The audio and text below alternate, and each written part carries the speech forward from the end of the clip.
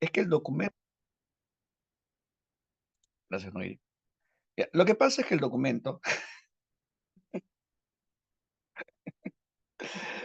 lo que pasa es que el documento que está circulando es un documento que es el reglamento de admisión que supuestamente está aprobado por el Consejo Universitario.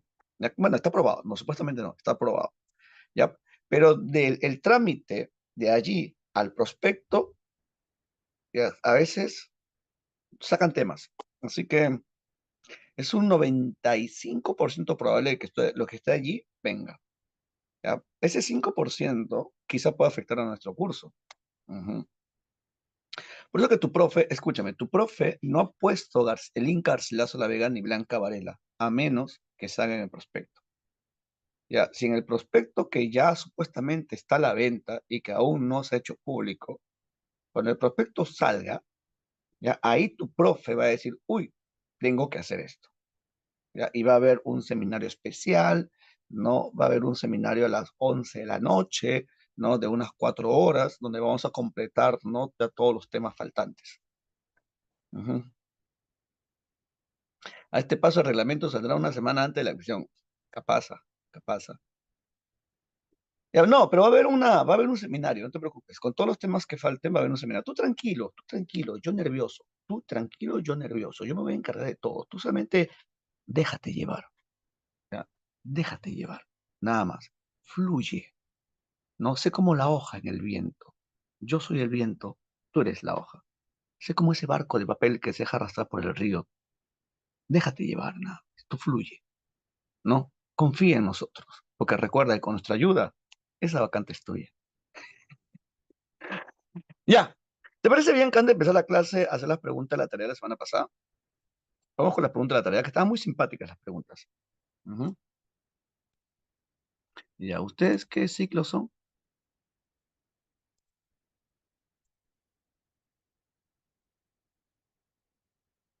Escolares, ¿no? Quinto año, ¿no? Tercero, cuarto. Veranito. Ver- Veranito. Ciclo de letras. Claro, ustedes son mi favorito. Oye, en verdad, les tengo que confesar algo. Ustedes son mi salón favorito. De los días miércoles de 8:30 a 10:30. Sí, en serio. No hay ningún salón como ustedes de los días miércoles de 8:30 a 10:30. No. Yo me entusiasmo mucho cada vez que estoy con ustedes de los días miércoles de 8:30 a 10:30.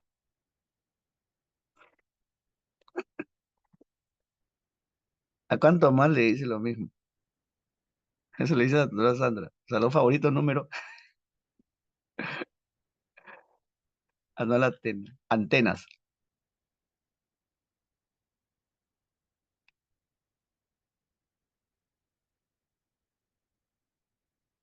Todos los hombres mienten. No, otros mentimos bonito. Ujú. ¿Por qué crees que estudio literatura? Para mentir bonito, ¿no? Su naturaleza. Sí, está en nuestro cromosoma Y.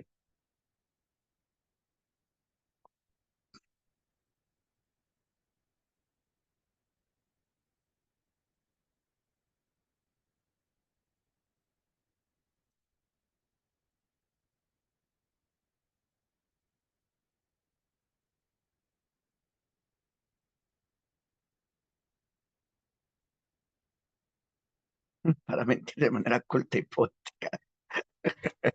Sí, y cae.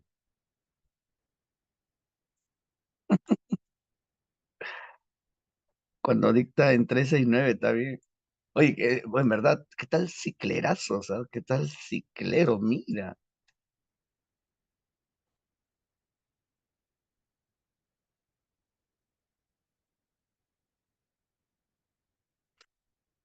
Ya, pregunta uno. La pregunta de la tarea. ¿Cuál marcaste en la pregunta uno de la tarea? Es una pregunta muy simpática. ¿Cuál marcaste? Este es un fragmento de la novela de Alejo Carpentier llamado El reino de este mundo. Que te digan salón favorito y ya no suena exclusivo. En cambio, peor salón sí. Sí, ¿no? Claro, salón favorito es como que le digan a una, es como que tu enamorado te diga, oye, tú eres mi favorita. Y tú dices, ¿qué?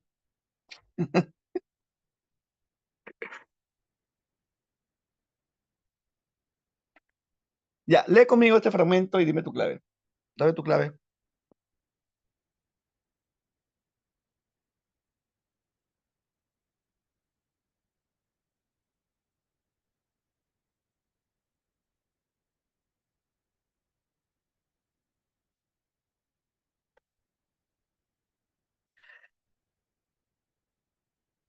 Todos sabían que la iguana verde, la mariposa nocturna, el perro desconocido, el alcatraz inverosímil no eran sino simples disfraces, dotados del poder de transformarse en animal de pezuña, en ave, en pez o insecto.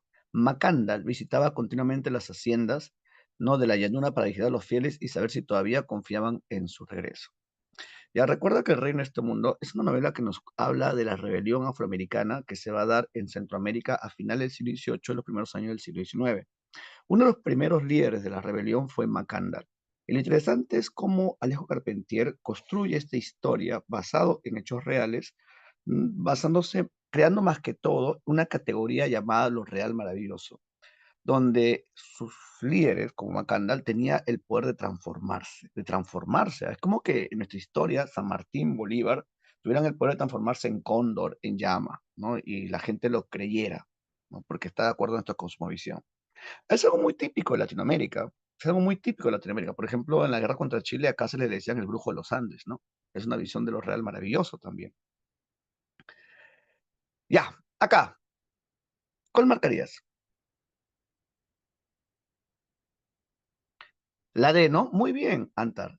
Alude a la metamorfosis para obtener poder obtenido de la hechicería y el ocultismo. Así es. La pregunta 2. El esclavo mandinga Macandal. Sana, una pregunta. ¿A qué se refiere con esta categoría de mandinga? ¿A qué se refiere un esclavo mandinga? Y no es la cochinada que estás pensando. Es otra cosa. Un mandinga es un esclavo que ha obtenido su libertad escapándose, no escapándose. Aquel que ha huido de las haciendas. Recuerda que Macandal, el negro manco, él se escapó de la hacienda de Monsiul en Omaj de Messi. ¿Ya? El cimarrón. Sí, también, ¿no? También. No, el liberto es aquel que obtenía su libertad, ya sea comprándola. Mm,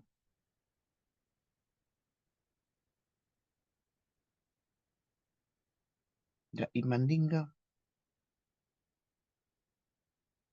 el negro mandinga.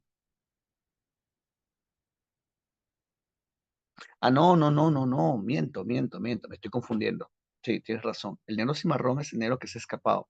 El mandinga es aquel que proviene de África, ya que proviene, en el caso de Macandal, era un negro que venía de Nueva Guinea y que le contaba a Tinoel las historias de sus antiguos líderes.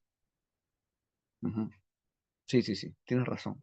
El cimarrón es el que se escapa. El mandinga es el esclavo que venía de África.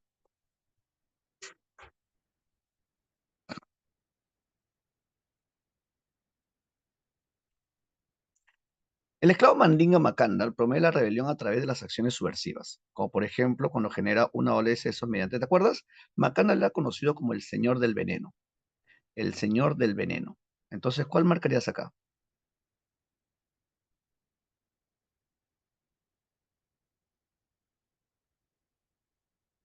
Claro, Macandal envenena a los colonos franceses, ¿no? Porque él obtiene el poder oculto de las plantas, de las enseñanzas de Maman Loy.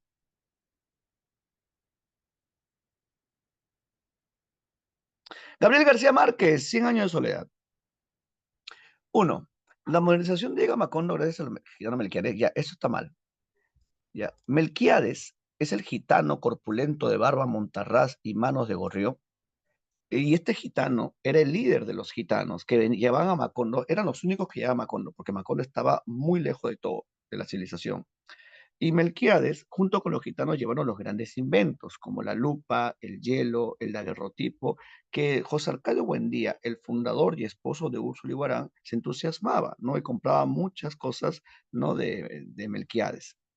Los que llevaron la modernización a Macondo fue años después, cuando llegó la compañía bananera, no llevada por el inglés Brown. No, ellos van a traer la modernización a Macondo y también la crisis a Macondo, porque se va a dar una matanza a raíz de las huelgas de los trabajadores, que fue liderada por, no por Arcadio II. Así que esto es falso. Esto es falso. La maldición se cumple al final cuando nace el niño con cola de cerdo. Sí, es verdad. El último de los Buendía es el hijo de una relación incestuosa, Aureliano Babilonia, que se casa con su tía, no Amaranta Úrsula. Se casan, ella da a luz y lamentablemente ese niño nace con cola de cerdo y horas después fallece. Amaranta Úrtula también muere desangrada, ¿no? Y cuando Aureliano Babilonia regresa, ¿no? Tras pedir ayuda, encuentra que su hijo está siendo devorado por hormigas y recuerda los escritos de Melquíades, porque Melquíades, el gitano del comienzo de la novela, él después vive en la casa de los Buendía y ahí se pone a escribir, a hacer una serie de signos que nadie lograba descifrar. El último de los Buendía, Aureliano Babilonia, lo descifró y era la historia de su familia, donde él recuerda pasajes del texto donde decía que las estirpes condenadas a 100 años de soledad no tenían una segunda oportunidad en la tierra, y se forman vientos huracanados y Macondo es destruido. Esto es verdad. Los primos José Arcadio Buendía y Úrsula Iguarán fundan Macondo, claro. Ellos fundan Macondo después de que huyen del pueblo Río Hacha. ¿Por qué José Arcadio y su esposa huyen del río Hacha? Lo que pasa es que había un fantasma que los acosaba, el fantasma de Prudencio Aguilar. ¿Y quién era Prudencio Aguilar? Ah, Prudencio Aguilar se burló de José Arcadio. Lo que pasa es que José Arcadio Buendía, él se casó con su prima Úrsula Iguarán. Se casó con ella, pero ella tenía mucho temor de engendrar un hijo con cola de cerdo. Hay una maldición que los perseguía porque parientes antiguos se habían casado entre ellos y habían tenido un hijo con cola de cerdo. Ese muchacho creció con pantalones holgados, no sintiendo vergüenza de ese defecto, hasta que un día se cansó y se cortó la cola de cerdo y murió desangrado. Úrsula, temerosa de la profecía, dormía con un calzón de castidad. Y José Arcadio, que era un hombre enorme, ¿ah? Tenía una espalda que apenas cabía por el marco de una puerta, que usaba un cinturón más, ¿no? Que era el doble de una cincha de un caballo, y cuando caminaba daba, ¿no? La impresión de un sacudimiento sísmico. Ya José Arcadio Buendía.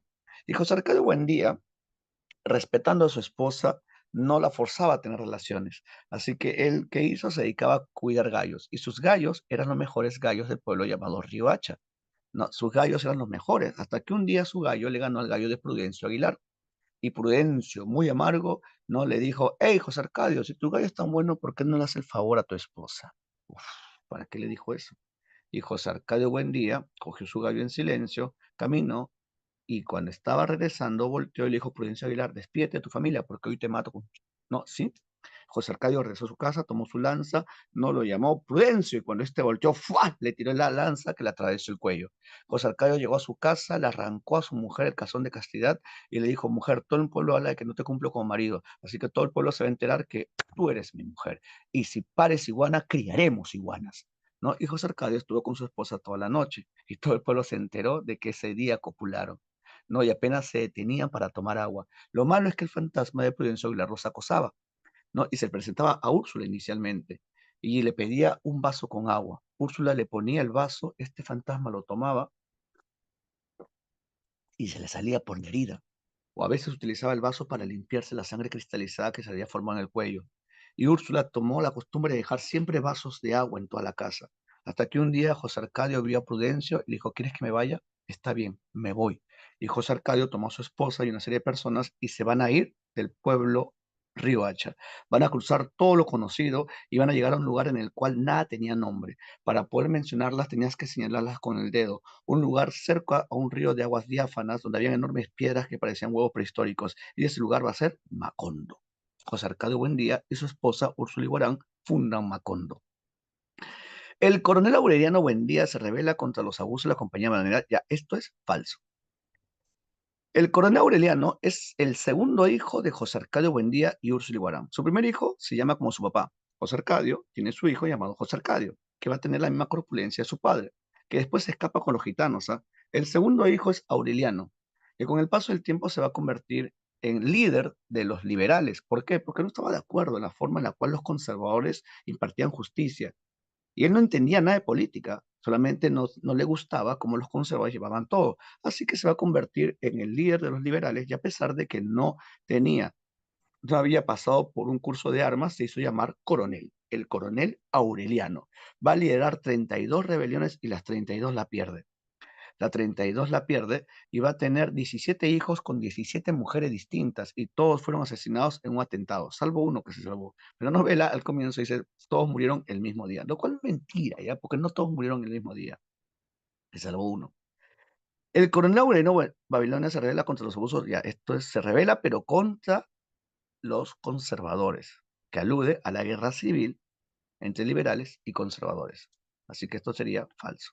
La clave sería falso, verdadero, verdadero, falso. La D. La 4. Mira este fragmento.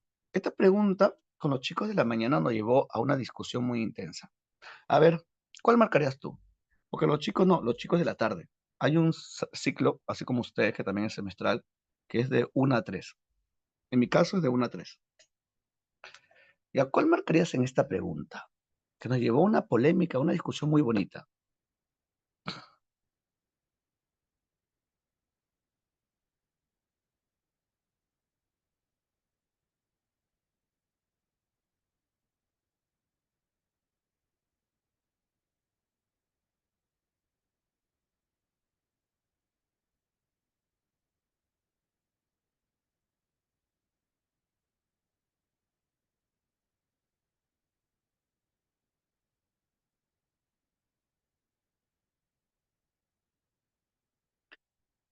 Leo, en esta parte de la historia se relata el espacio. Esta situación se define como un tópico. Un tópico es un tema. Un tópico que concierne exclusivamente al nivel de la obra. A ver, ¿qué tema tiene que ver con el, no? ¿Qué tema que se lee acá tiene que ver con qué nivel? A ver, lee el fragmento. José Arcadio Buendía y Úrsula Iguarán eran primos entre sí. Habían crecido juntos en la antigua ranchería que los antepasados que ambos habían crecido juntos en la antigua ranchería que los antepasados de ambos transformaron con su trabajo y sus buenas costumbres en uno de los mejores pueblos de la provincia. Aunque su matrimonio era previsible, fíjate, su matrimonio era previsible, ¿no? Desde que vinieron al mundo, cuando ellos expresaron la voluntad de casar sus propios parientes, trataron de impedirlo. Tenían el temor de que aquellos saludables cabos de dos razas secularmente entrecruzadas pasaran por la vergüenza de engendrar iguanas. No ya existía un precedente tremendo. Ah, mira, acá hay dos cosas interesantes. José Arcadio Buendía y Úrsula eran primos, ¿no? Eran primos. ¿Ya? Pero como ellos crecieron juntos, ¿no? O sea, al parecer estaban destinados a casarse. Su matrimonio era previsible, ¿sí? Desde que vinieron al mundo, desde que nacieron, ¿no? Ya se veía que ellos dos se iban a casar, ¿ya? Pero la familia tenía temor, acá dice. Ujú. Sus parientes trataron de impedirlo, porque tenían el temor de que estas dos razas engendrar iguanas. Ajá. Ujú. Ya, míralo subrayado con verde y mira subrayado con amarillo. Ya, aquí encontramos de que al parecer las relaciones incestuosas eran muy normales, pero había un temor de que esta unión trayera consigo, ¿no? Alguna maldición, ¿no? Engendrar iguanas, tener iguanas. ¿Con qué nivel tiene que ver esto? Ujú. Si tienen miedo a tener hijos que sean iguanas, podría ser un nivel sociológico, ¿no? Porque habla de las costumbres, la cosmovisión de un pueblo, ¿no? Ya. Recuerda que la novela tiene muchas formas de poder leerse. La novela presenta, la novela presenta diferentes niveles de lectura. Niveles de lectura. Por ejemplo, hay un nivel histórico que tiene que ver con el pasado de Colombia, ¿no? Y en la novela, ¿cómo se alude? Se alude más que todo en la guerra entre liberales y conservadores. Y también se puede ver, ¿no? La matanza de la compañía bananera. Y eso pasó en verdad. En Colombia sucedió una matanza terrible. Después tenemos un nivel social o sociológico. Sociológico que tiene que ver con las costumbres del Caribe.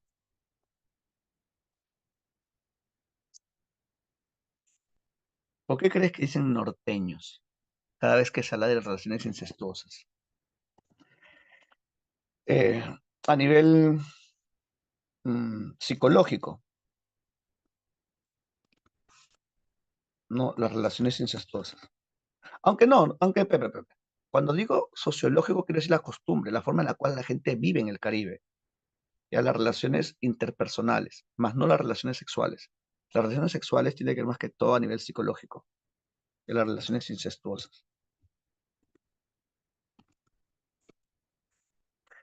¿Ya? Y a nivel mítico, la presencia de un tiempo cíclico, ¿no? Y las descripciones exageradas.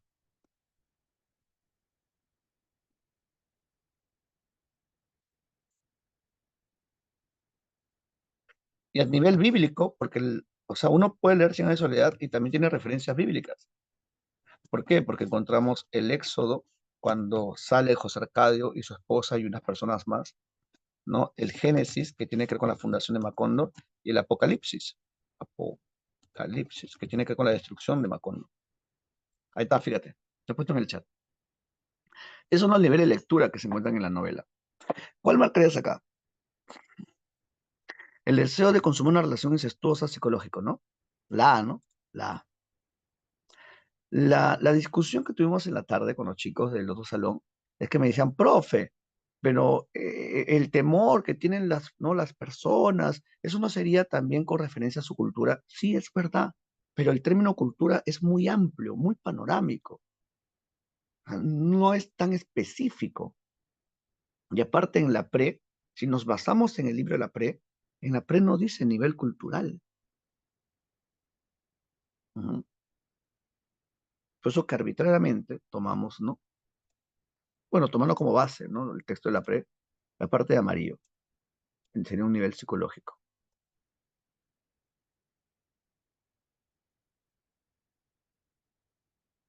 Ahora copió lo que puse en el chat, ¿no? Ahí, pero. Y a las 5, fragmento de Cien años de soledad.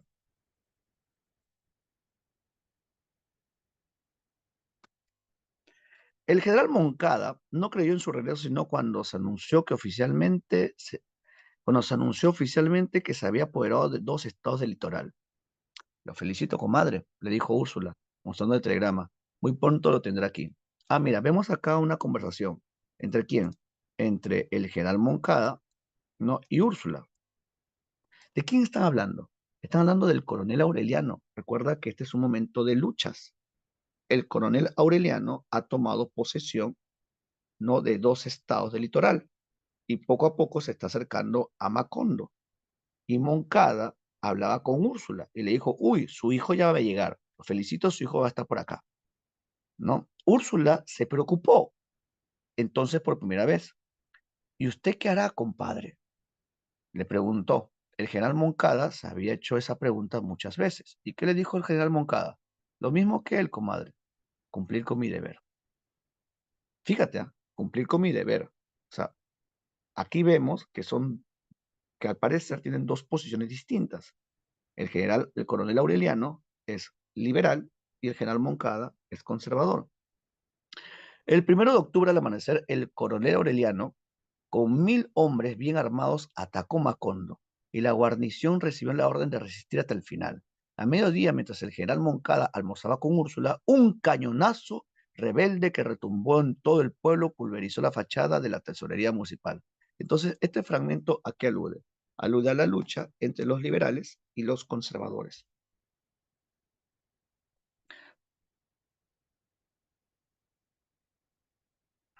Profe, la matanza de la compañía bananera fue en 1928. ¿Eso quiere decir que la obra está ambientada en plena hegemonía conservadora colombiana? Sí, así es. Pero solamente es un referente histórico, pero eso no quiere decir de que la novela sea netamente histórica, ¿ya? Solamente hace referencias a estas guerras que hicieron en Colombia. La D, ¿no? Muy bien, la D. Pregunta sobre Borges.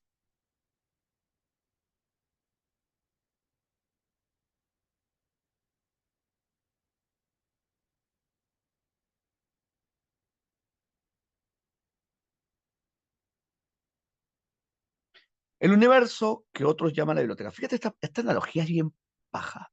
El universo que otros llaman la biblioteca. O sea, el universo es la biblioteca. La biblioteca es el universo. ¿Y qué es una biblioteca? Una biblioteca es un estante donde uno ordena sus libros, por tanto, tiene que ver con cierto orden. Cuando uno tiene una biblioteca, lo ordena de acuerdo a los títulos, al tamaño, ¿no? A la temática, al nombre del autor, a la editorial. O sea, hay muchos criterios para ordenar una biblioteca. Entonces, si yo digo que el universo es la biblioteca, ¿cuál es la concepción del universo de Borges? Es orden y caos.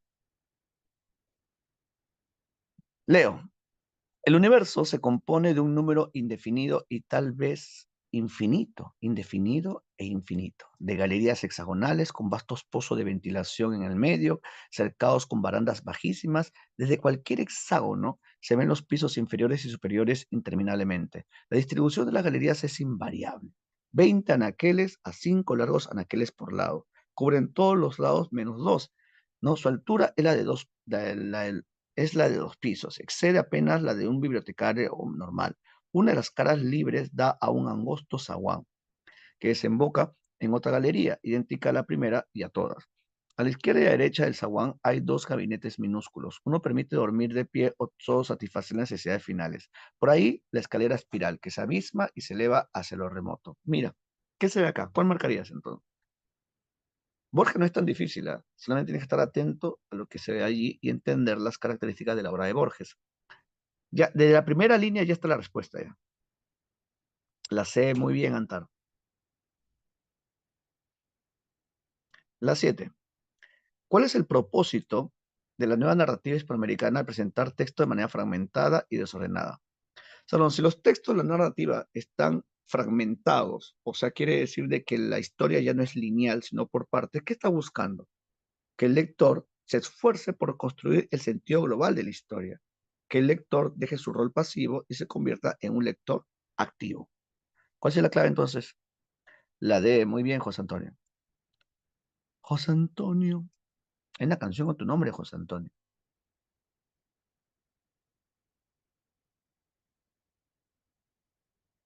¿Has escuchado esa canción, no?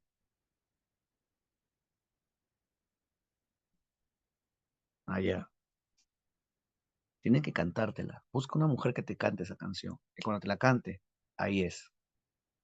Ahí es. 8. ¿Cuál canción? ¿En serio? Tarea para tu casa, ¿ya?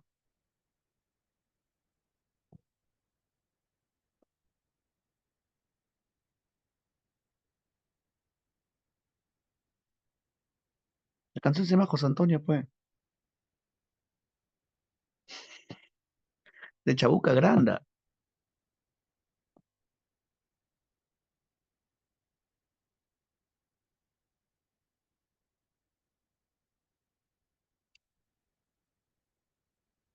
Por una vereda viene cabalgando José Antonio. Se viene desde Barranco a ver la flor de Amancaes. En un berebere criollo va a lo largo del camino, con hippie japa, pañuelo y poncho blanco de lino.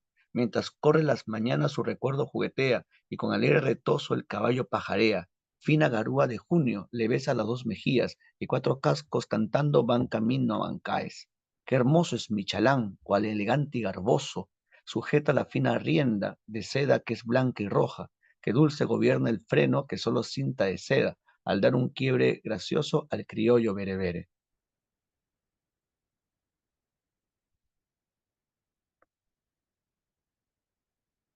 José Antonio, José Antonio. Chabuca grande, oye, ¿qué les pasa? Y justo el día de hoy vamos a hablar de costumbrismo. 8. ¿Cómo logra los escritores de la narrativa hispanoamericana presentar relatos desde varias perspectivas? ¿Cómo se logra que una historia tenga diferentes perspectivas, diferentes puntos de vista? Ya, pues, al poner diferentes narradores. Entonces, ¿cuál sería? La E, muy bien, Antar. La 9. ¿A qué se refiere con narración objetiva? ¿Qué es la narración objetiva?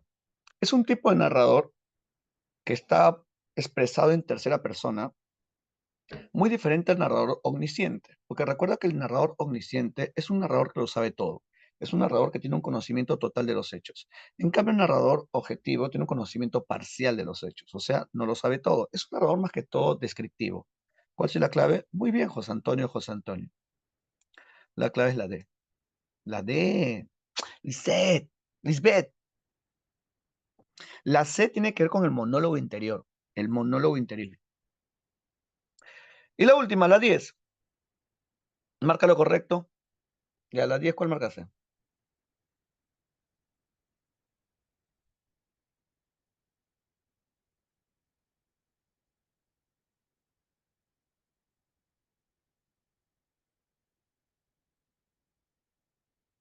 Muy bien, José Antonio, ¿por qué me dejaste aquí?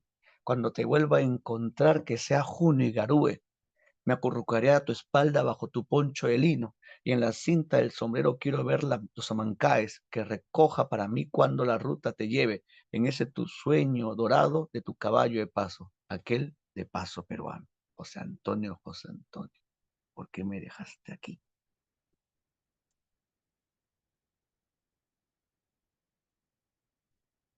Tienes que escucharla, José Antonio, por favor.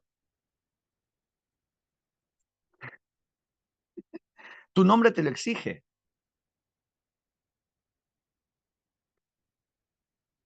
Ya, el día de hoy, mi querido Salón, ¿qué nos toca hacer? Tienes que hacerle o no. Y que alguien te diga desde lejos, José Antonio, ¿por qué me dejaste aquí? ¿En qué álbum está? Ah, está en el álbum de Panini. Psh, no sé qué álbum será de Chabuca Granda, pero son sus canciones. Ya, el tema del día de hoy, nos toca hacer costumbrismo. ¿Quieren ver pizarrita? ¿Sí? Ya, pizarrita. Buscamos a la plana, a la cuadrada, a la pálida, pero a pesar de todo eso, nunca nos abandona.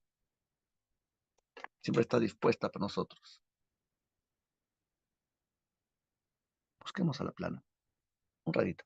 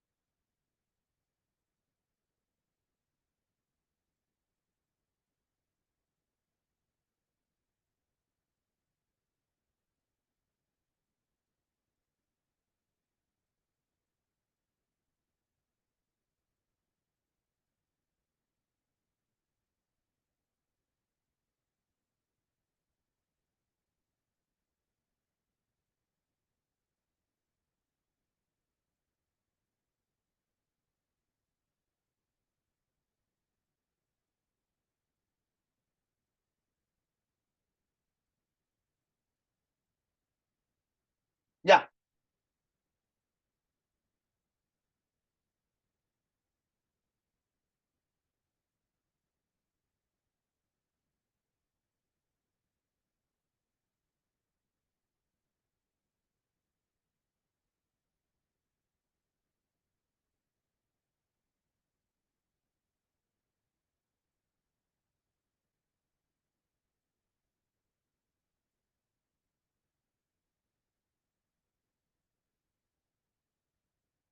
ya,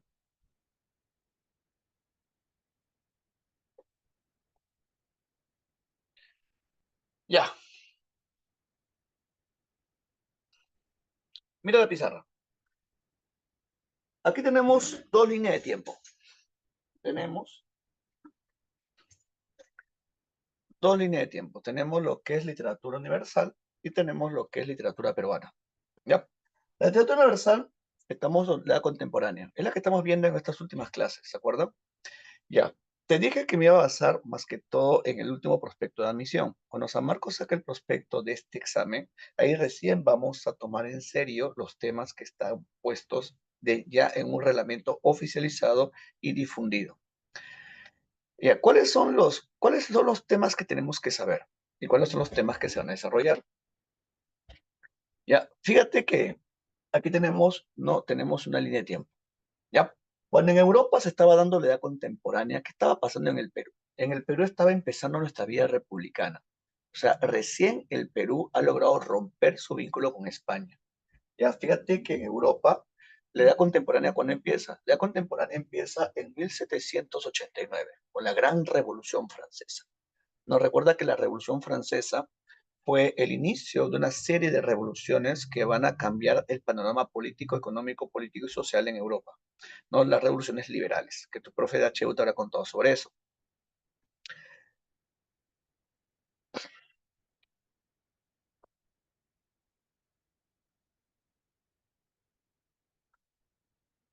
Después, cuando se estaba dando la Revolución Francesa, estaba terminando la influencia de la estética neoclásica y en Europa estaba empezando lo que es la estética romántica. Recuerda que el romanticismo tiene sus antecedentes a finales del siglo XVIII.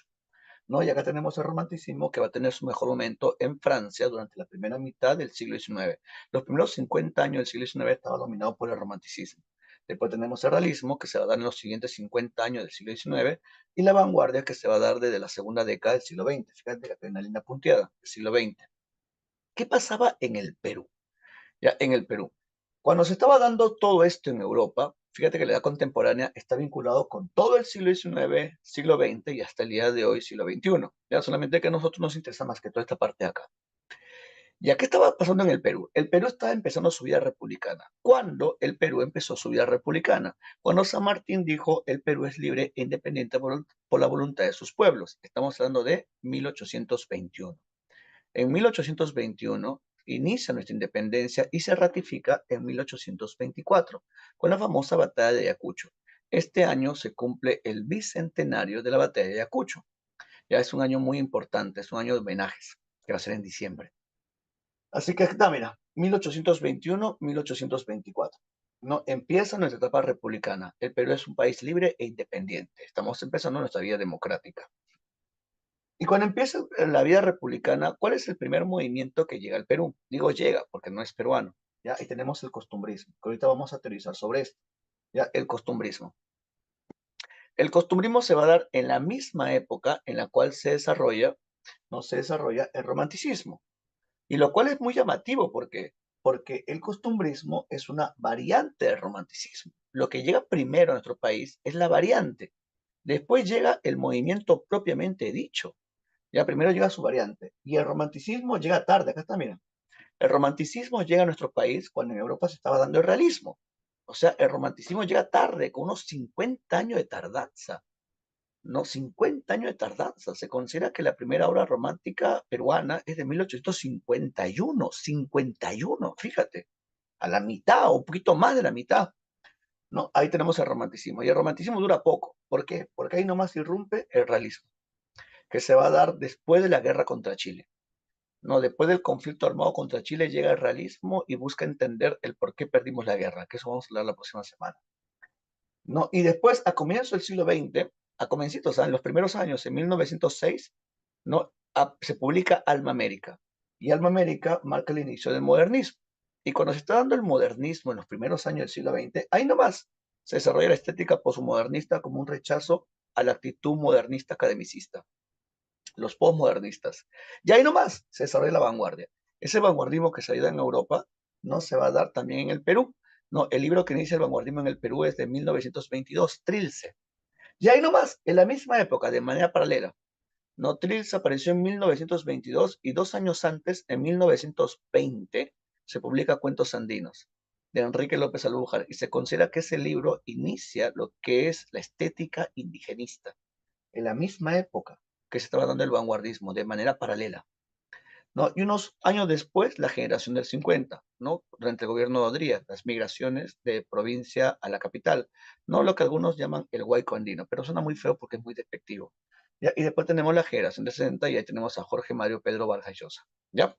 Todo esto es lo que vamos a hacer durante estas clases. Ya nos quedan tan solo 5 clases más y acabamos, no, miento, nos quedan, sí, 5 clases más. 5 clases más y acabamos todo el ciclo. Ya nos queda un poco más de un mes. Y ahí terminamos todo esto de acá. Y después viene el ciclo de repaso y en el ciclo de repaso, ahí, ¡pum!, vamos a afinar la puntería. ¿Ya? El costumbrismo. ¿Cuándo empieza el costumbrismo? La importancia del costumbrismo, características del costumbrismo, es lo que tenemos que desarrollar el día de hoy. Así que voy a sacar mis plumones. Tengo miedo a mis plumones. Tengo mi carruchera de plumones.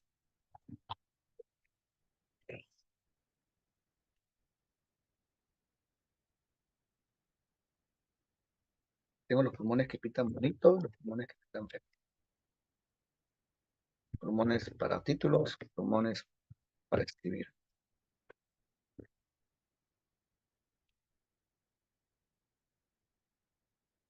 Ya.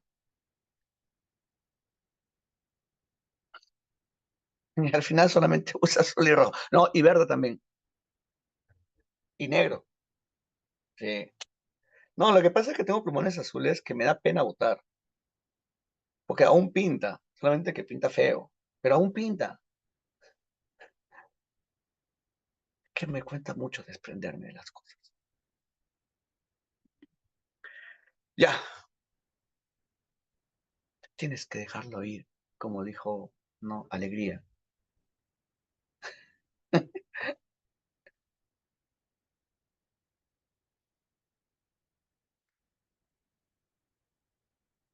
Costumbrismo. ¿Cuál es la obra que se... recuerda, el costumbrismo es una variante del romanticismo, ¿ya?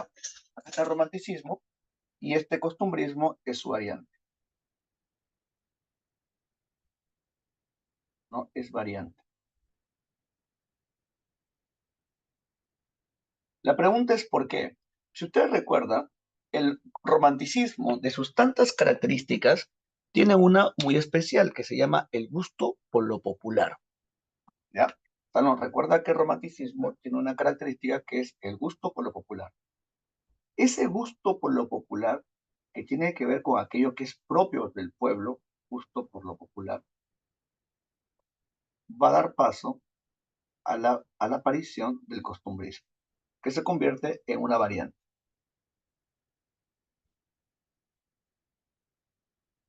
O sea, ¿y cuándo empezó este costumbrismo? Se considera que la obra que marca el inicio del costumbrismo es un libro ¿no? de Mariano José de Larra, del autor español Mariano José de Larra, que se llama Artículo de Costumbres. Profe, o sea, cuando empieza la República y se da el costumbrismo, ¿seguimos copiando españoles? Sí, así es, seguimos copiando españoles. A pesar de que políticamente habíamos roto el vínculo con España, culturalmente ese vínculo aún estaba muy intacto. Seguíamos copiando España, imitando España, no tomamos modelos españoles. ¿Ya? Así que este romanticismo, este costumbrismo viene de España, ya viene de España. ¿Y cuál es la fecha de inicio? ¿Cuál es la fecha que se considera, no, la inauguración del costumbrismo? Se considera 1830. ¿Por qué? porque en esa época aparece una obra teatral llamada Frutos de la Educación.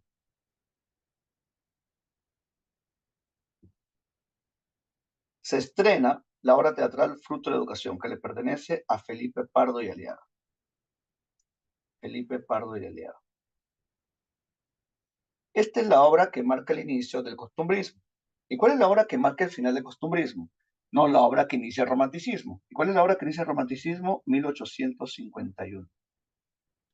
¿Y cuál es esta obra? Estamos hablando de El poeta cruzado.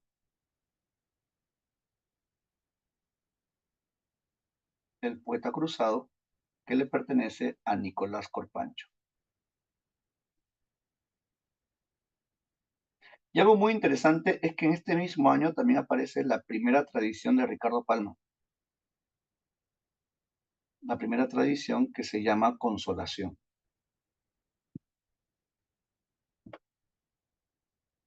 de don Ricardo Palma. Don Ricardo Palma. Y una pregunta de admisión que fue el año pasado, o el año pasado creo que fue. Había una pregunta que decía, marca verdadero o falso con respecto al costumbrismo. El costumbrismo tuvo una presencia efímera, ¿verdadero o falso? El costumbrismo tuvo una presencia efímera, ¿verdadero o falso? ¿Cuál marcabas ahí?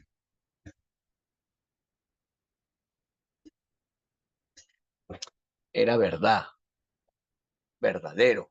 El costumbrismo duró poco.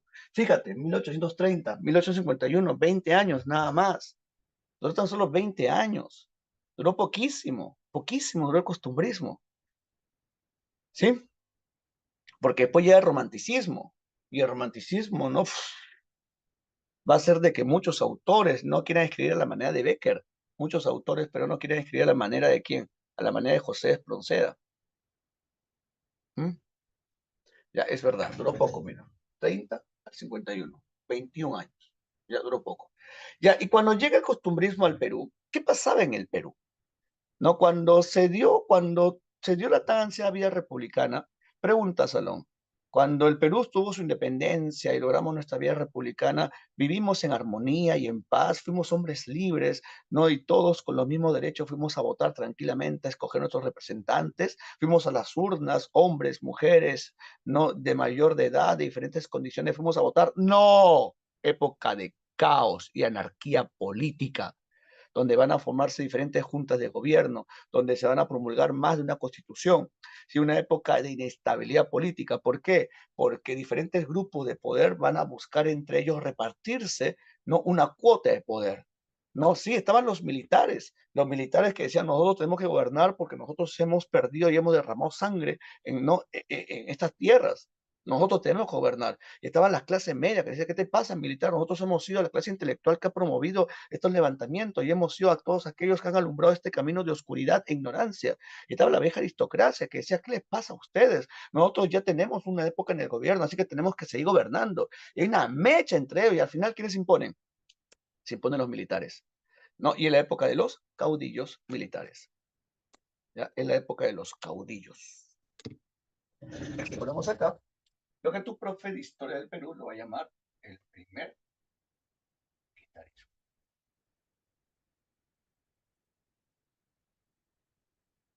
En este contexto se va a dar el costumbrismo peruano, ¿ya? Y la importancia del costumbrismo peruano, fíjate, es el primer gran movimiento que se va a dar en esta vida republicana, ¿sí? Que no nace en el Perú, recuerda, no nace en el Perú, esto nace en España, ¿ya? Es el primer gran movimiento que se desarrolla en esta época de inestabilidad política, que es el inicio de la vida republicana, ¿sí? Tienes que saber eso. ¿Ya? ¿Qué más? Y el costumbrismo, ¿por qué gusta tanto? O sea, ¿por qué llegó primero antes que el romanticismo? ¿Por qué no, por qué en el Perú no se dio la normal evolución de los movimientos? ¿Por qué en el Perú no se dio un normal desarrollo de los, ¿no? de las corrientes artísticas? ¿Por qué primero llega el costumbrismo? ¿Por qué primero no llega el romanticismo? Ah, por algo. Lo que pasa es que estamos en los inicios de la vida republicana, ¿no? Estamos en los inicios de nuestra vida independiente. Y viene la gran pregunta, ¿qué significa ser peruano? ¿Qué significa ser peruano? Y en su afán de responder ese interrogante, qué es lo peruano, ¿no? Aparece un movimiento que dice, yo te puedo ayudar. Vamos a reconocer aquello que es lo peruano. Vamos a hablar de las costumbres, los personajes, los tipos, los hábitos, y de esa manera podemos entender el significado de lo peruano. Por eso que llega el costumbrismo, porque el costumbrismo ayuda a construir la identidad nacional. Su objetivo más que todo, el objetivo del costumbrismo fue formar la identidad nacional.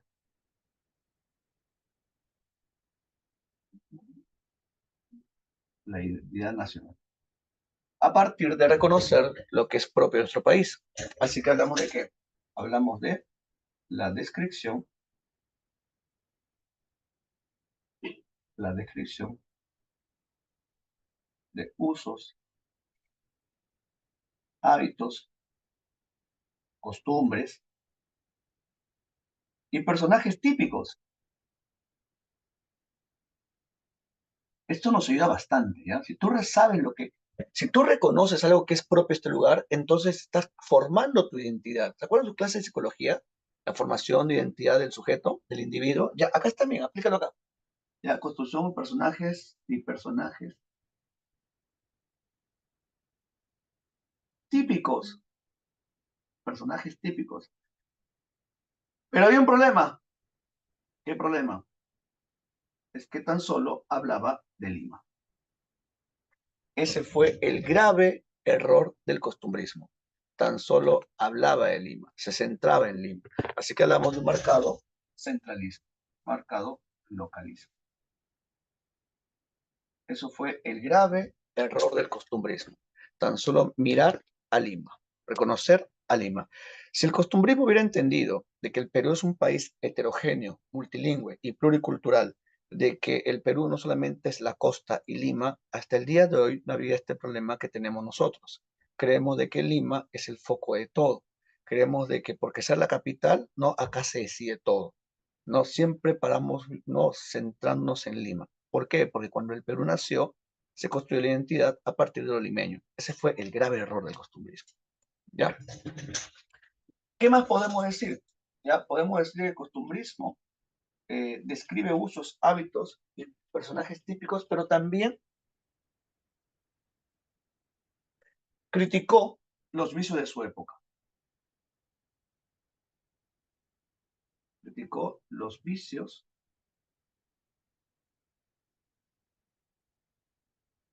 de su época. O sea, los costumbristas dijeron, si somos un país nuevo, si somos una nación que está creciendo, ¿por qué tenemos que seguir los viejos hábitos? Dejemos de lado esas malas costumbres. Empecemos de nuevo, borrón y cuenta nueva. Por eso que el costumbrismo, en su afán de censurar y corregir, se empieza a burlar y a parodiar las viejas malas costumbres. ¿Cuáles son? Esas costumbres coloniales, como los matrimonios por interés, las falsas beatas, no las viejas chismosas, no los galanes mentirosos, las falsas apariencias. El costumbrismo empieza a parodiar todo eso. ¿Ya? Y no solamente las malas costumbres, sino también empieza a parodiar a los gobernantes de su época. Sí, porque es una época de libertades y en esa época de libertades se podía también no ridiculizar a los militares, porque recuerda que es la época donde están los caudillos militares que tienen mucho poder y que van a abusar de su poder. Así que vamos a ridiculizar a estos militares fanfarrones, así como es el caso del sargento Canuto, ¿no? Esta obra teatral de Manuel Asensio Segura. Ya, ¿qué ponemos acá? Criticó los vicios de su época. ¿Qué vicios? Tenemos las falsas beatas,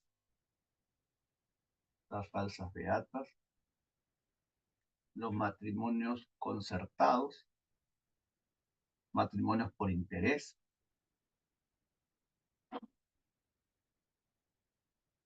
¿Qué más? También podemos hablar de los militares bravucones,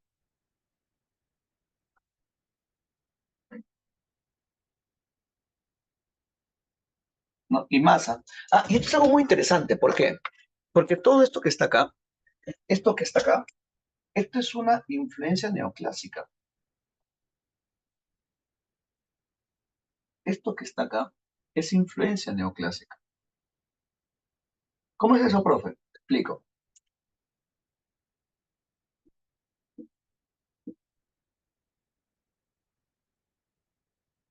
Influencia neoclásica.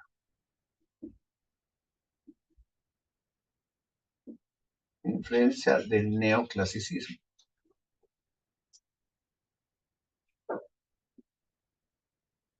Recuerda que el neoclasicismo se va a dar acá, ¿no? En el siglo XVIII. Y aún se mantiene estos elementos neoclásicos acá. ¿Por qué? Porque aquí se puede ver un claro afán moralizador, ¿no? O sea, una intención correctiva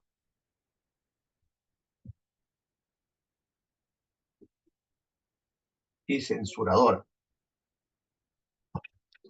Una intención correctiva y censuradora.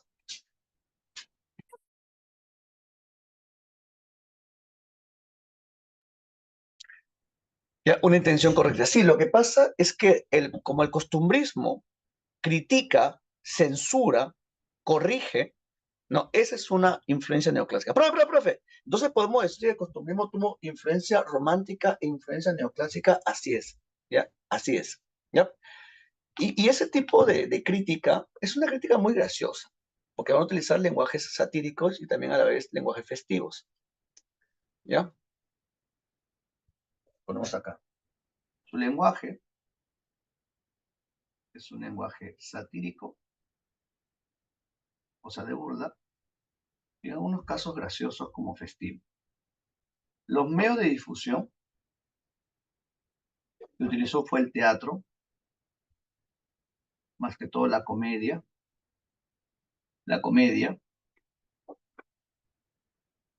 ¿qué más? La poesía, más que todo la sátira y las letrillas, que son poemas de burla, y el periodismo,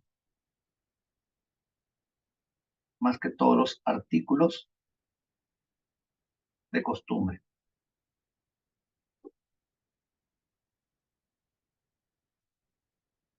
Artículos de costumbres. Uh-huh. ¿Qué más podemos decir? Que hay dos vertientes. Acostumbremos a desarrollar dos vertientes. ¿Cuáles son esas dos vertientes? Tenemos el criollismo y el anticriollismo, ¿no? Acá tenemos el anticriollismo,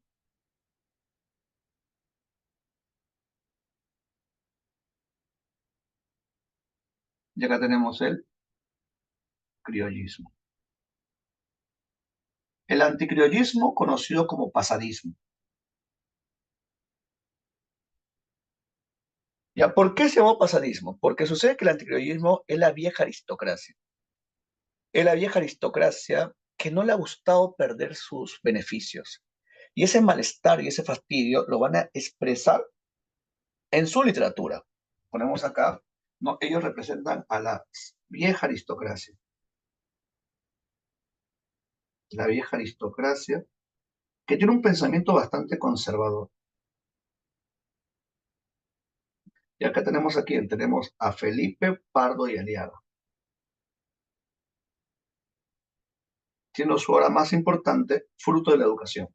Y también el artículo conocido como Un viaje, la historia del niño Goyito, que en verdad no era un niño. ¿Ya? En el criollismo, ¿tenemos a quién? Tenemos acá el colorismo, conocido también como colorismo.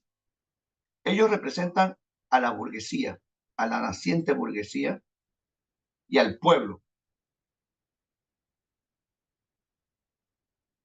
A la burguesía y al pueblo.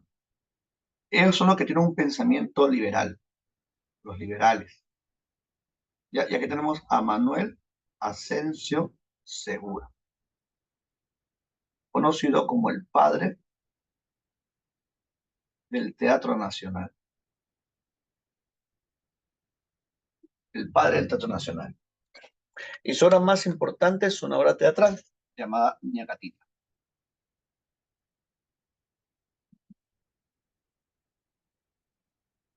Ñacatita. Ñacatita es una obra que apareció en el año de 1845, pero se va a reestrenar en 1856. 1856. Es la versión definitiva. Es una obra teatral, por tanto, género dramático y especie comedia. La obra está dividida en 4 actos. Y en esta obra predominan los octosílabos. ¿Qué es un octosílabo? Es un verso de 8 sílabas métricas. La obra está ambientada en Lima,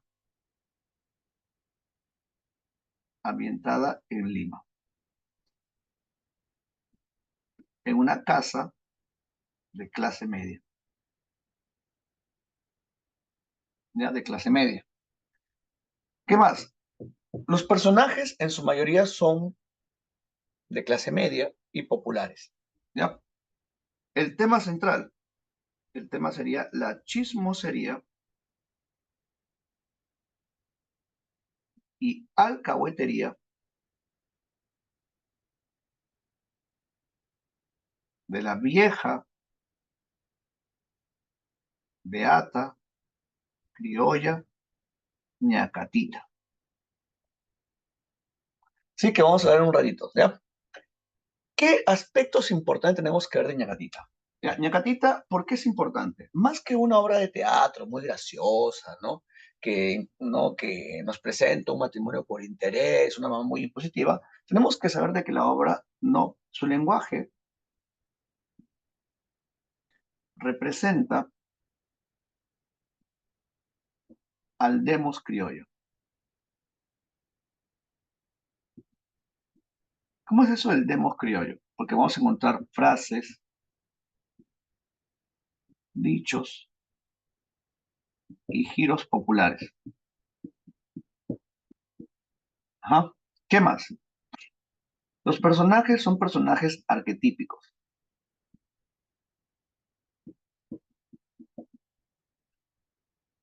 ¿Qué son arquetípicos? Que son personajes que van a representar ciertos modelos de conducta. Por ejemplo, tenemos a la madre impositiva, doña Irene.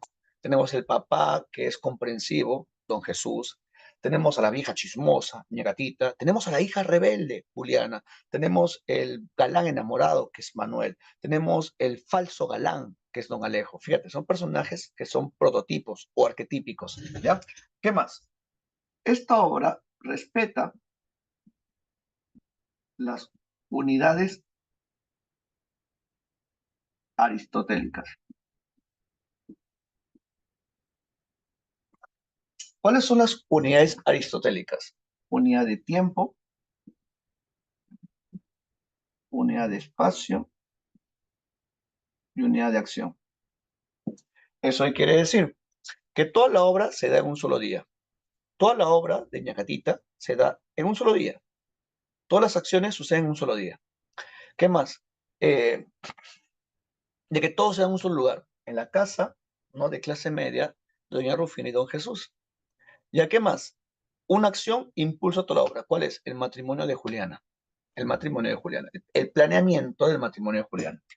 ¿Ya? ¿Y qué más? En el desenlace encontramos el uso de el Deus ex machina, que en castellano se puede entender como máquina de Dios, pero en verdad esto tiene que ver con el final inesperado.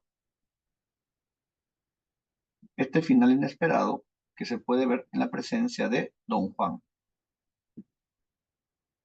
¿no? Que se podría decir como el cartero, porque él trae la carta al final, ¿no? La presencia de Don Juan desenreda todo eso, ¿no? Todos aquellos líos que Ñacatita había, ¿no? había producido, ¿sí? O sea, Ñacatita lo enreda y Don Juan lo desenreda, ¿ya? Porque Don Juan trae la carta y de esa manera, ¡plum! Se conoce de que todo era una mentira, de que Don Alejo no era el galán que todos creían, de que era un vividor, de que era un mentiroso, de que era un embaucador, ¿no? De que era un adúltero, ¿ya? Don Alejo.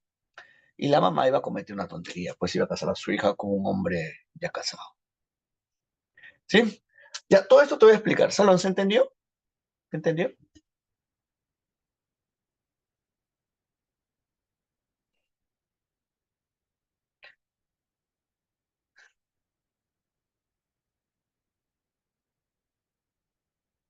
Ya, le tomo foto y te lo envío. Ya. Ah, una cosa más, antes que me olvide. San Marcos, San Marcos puso una pregunta en el año 2015 o 2016. San Marcos puso, es una característica del costumbrismo. Y mucha gente dijo, qué fácil, característica del costumbrismo. Pero mira que la pregunta no era tan fácil, porque la pregunta decía, la respuesta es un tipo de realismo temprano que representa los hábitos de un grupo social. Cuando mucha gente vio de que es un tipo de realismo, dijo, ese es falso, porque el realismo aparece después. No, es falso, pero adivina qué, era verdadero. ¿Por qué se dice de que el costumbrismo es un tipo de realismo temprano? Por esto, mira, porque encontramos un afán descriptivo y una crítica. La descripción y la crítica, estas dos características, son propias del realismo. Recuerda que el realismo, con su mirada objetiva, analítica, descriptiva y muy crítica, presenta el ambiente social. Pero esto aún no es realismo, así que podemos decir que es un tipo de realismo temprano. Es un tipo de realismo temprano.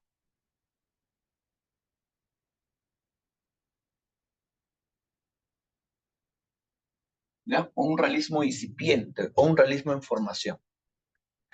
¿Ya? Esto necesito que te des cuenta, ¿ya? Es por eso que hay características que aparece en el libro de la pared que dice de que el costumbrismo presenta un tono realista. Sí, se podría decir que sí, porque es descriptivo y crítico. Y panfletario. ¿Qué significa panfletario? ¿No? Que tiene un tono de ataque. O sea, un panfleto es un texto que ataca a alguien. Es un texto en contra de alguien. Y recuerda que esta es la época donde se criticaba a los militares, así que presenta un tono panfletario, ¿no? Donde se atacaban costumbres, hábitos, ¿no? Ya, te tomo foto y te la envío.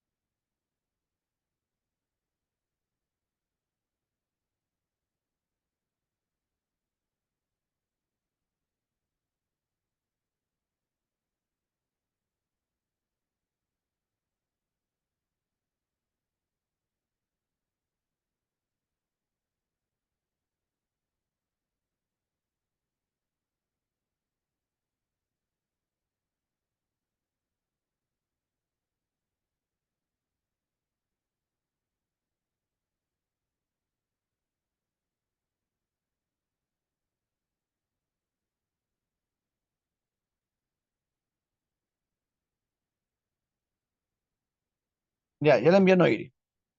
Cuando se despierte se lo voy a enviar la foto, ¿ya? Pero se puede enviar por acá. Un ratito. Mm,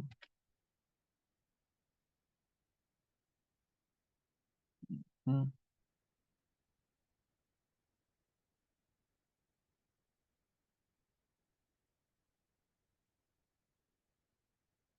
ya.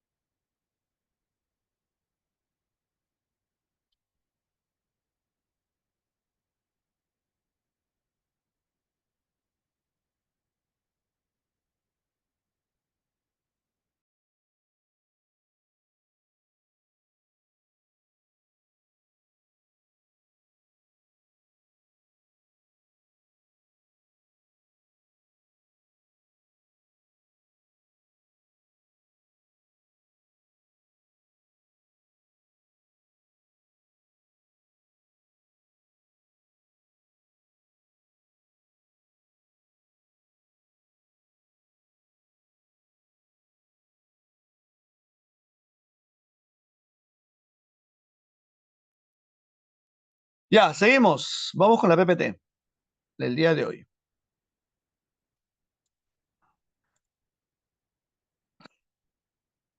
¿Están despiertos, no? Salón, ¿está despierto?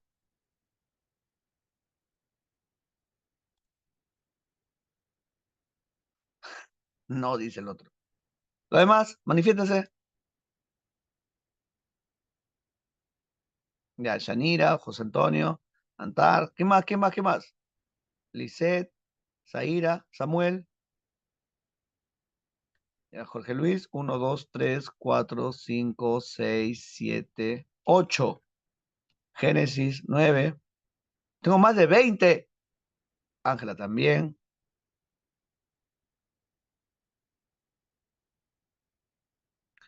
Mar, muy bien. Andrea, Melanie, Evelyn Pantoja.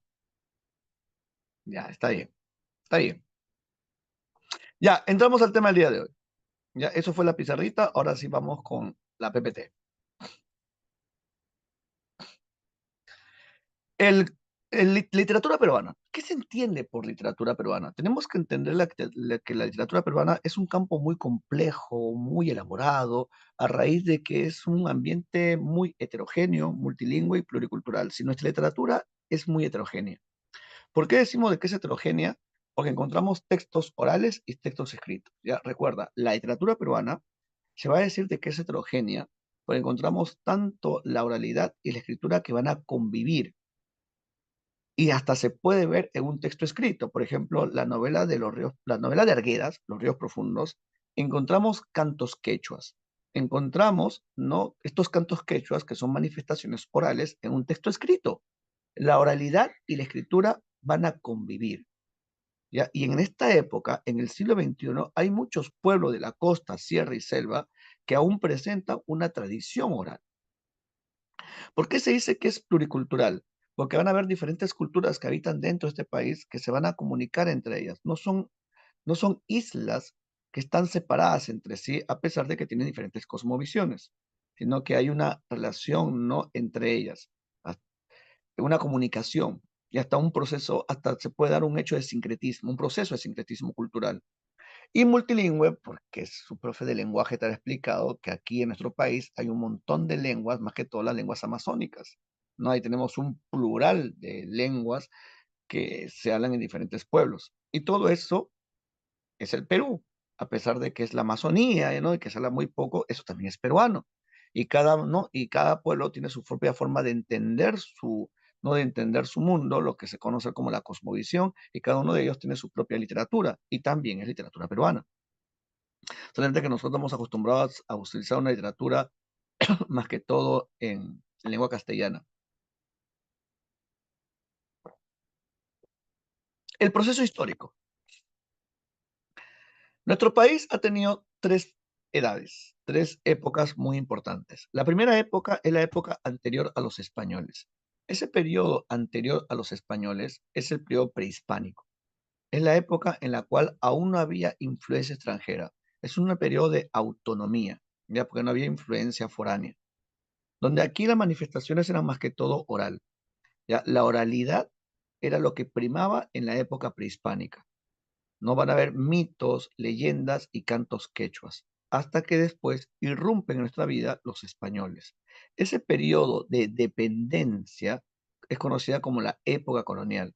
Y la época colonial va a tener diferentes momentos. El primer momento de la colonia, recuerda que la conquista, cuando llegan los españoles. El segundo momento va a ser el virreinato, donde se desarrolla la influencia del barroco y el arte neoclásico. Y el tercer momento es el periodo de no, el tercer momento de la colonia es la emancipación, donde ya la colonia vive una época de crisis del sistema colonial. Ya en ese momento de crisis, de inestabilidad del poder de los españoles, no, ya se puede ver que está viniendo una etapa republicana, que va a ser después el tercer periodo o la tercera época, no la época republicana. Ahí tenemos ya un Perú independiente y la línea de tiempo que yo hice, ¿no? La línea de tiempo, ahí tenemos el costumbrismo, romanticismo, realismo, modernismo, posmodernismo, vanguardismo, indigenismo, G50 y G60. Y todo lo que te acabo de explicar está en esta línea. ¿Mm? Mira esta línea de tiempo. Esta línea de tiempo es muy simpática. Aquí podemos ver los diferentes movimientos que se van a desarrollar. El problema de esta línea de tiempo que está acá es que no nos presentan los movimientos tal cual deberían ser, porque el vanguardismo e indigenismo se van a dar en la misma época. Ya solamente que aquí parece que primero fuera el vanguardismo y después el indigenismo. ¿Ya? Recuerda que se van a dar en el mismo contexto. Ese es el problema de esta línea de tiempo, pero que la voy a utilizar durante todo el resto del ciclo. El día de hoy nos toca hablar del costumbrismo. Recuerda que el costumbrismo se desarrolló en una época de una marcada inestabilidad, ¿no? A raíz de este proceso de luchas que hay entre los caudillos militares de esta época. No, lee conmigo esta parte, ya que es muy interesante. ¿Qué dice esta parte de acá?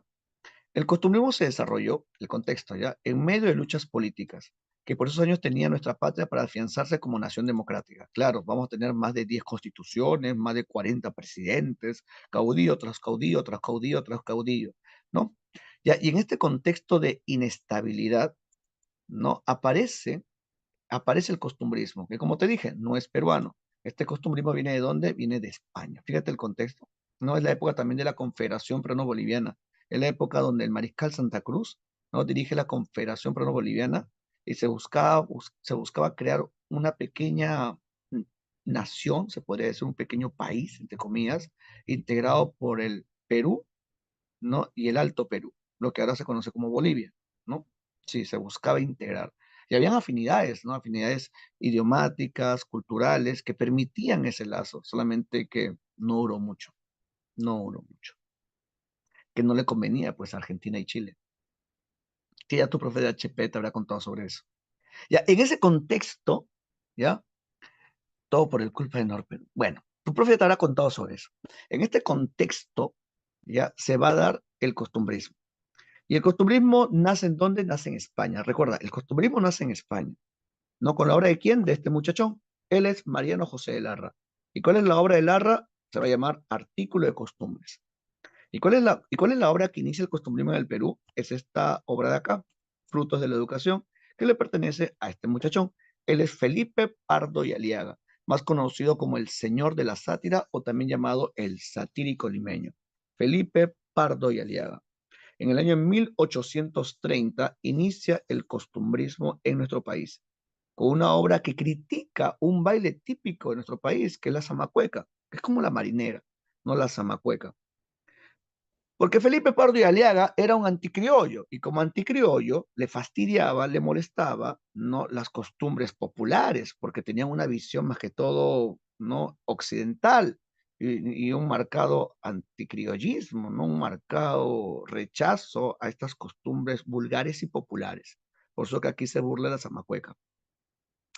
El costumbrismo tiene como objetivo, que ya te comenté, formar la identidad nacional. O sea, buscaba afianzar la idea de ¿no? de nuestra independencia a partir de reconocer lo que es propio ¿no? de este país y así formar ¿no? lo peruano. Lo peruano. ¿Qué es lo peruano? ¿Ya? Al reconocer nuestras costumbres se intenta formar la identidad nacional. Y a la vez también critica los excesos del gobierno, porque es una época de militares. Se empiezan a burlar y a criticar a los militares. Hay una obra de Manuel Asensio Segura que se llama El Sargento Canuto, que nos habla de un militar fanfarrón. También tenemos una obra, un poema de Felipe Pardo y Aliaga que se llama La Jeta del Guerrero, que es un poema que se burla del mariscal Santa Cruz, del mariscal Santa Cruz. El costumbrismo tiene influencias, ¿no? La influencia más marcada es la del romanticismo, ¿ya? Influencia romántica, no por ese gusto por lo popular. Y también hemos dicho que tiene influencia neoclásica, por esa intención didáctica y moralizadora, porque intenta corregir conductas. No, recuerda que el arte neoclásico buscaba más que todo un afán correctivo y censurador, no una visión moral de las cosas. ¿Ya? Y eso es lo que también busca el costumbrismo, ¿ya? Dejando de lado los viejos malos hábitos heredados de la colonia. Características, como las que comenté, ¿no? Descripción de usos y costumbres típicos de Lima. El problema del costumbrismo es que se centraba demasiado en Lima, Lima, Lima, Lima, Lima. Por eso que habla de las costumbres preferentemente de la ciudad.